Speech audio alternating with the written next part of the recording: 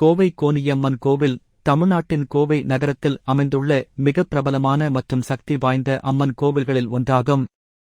கோனியம்மன் தெய்வம் பற்றிய வரலாறு பல புராணக் கதைகளில் சொல்லப்படுகிறது. முக்கியமான ஒரு கதையின்படி, பழங்காலத்தில் கோவை பகுதியை பல்வேறு சிறிய நாடுகள் நிர்வகித்துக் கொண்டிருந்தபோது அங்கிருந்த மக்களுக்கு காப்பாற்றும் சக்தியாக கோனியம்மன் பூஜிக்கப்பட்டார். அந்த சமயத்தில் அந்த பகுதி பலவித பிரச்சினைகளில் இருந்தது.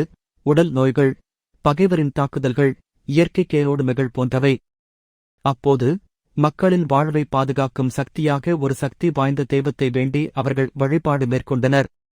அத்தகைய சூழ்நிலையில் கோனியம்மன் அம்மன் சிவசக்தியின் அவதாரமாக இந்த இடத்தில் தோன்றி பக்தர்களை அருளால் பாதுகாத்தார்.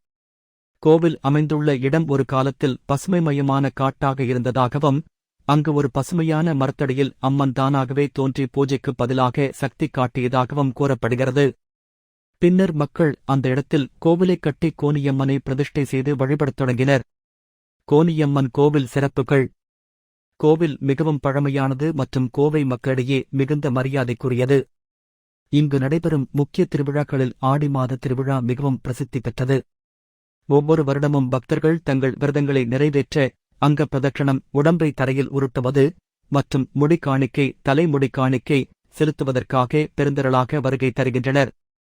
அம்மன் மிகவும் சக்தி வாய்ந்ததாக போற்றப்படுவதால் தொழில் வளர்ச்சி, திருமணத்தடை நீக்கம், நோய்கள் தீர்ச்சி போன்ற பல வேண்டுதல்களுக்காக பக்தர்கள் இங்கு வருகின்றனர்.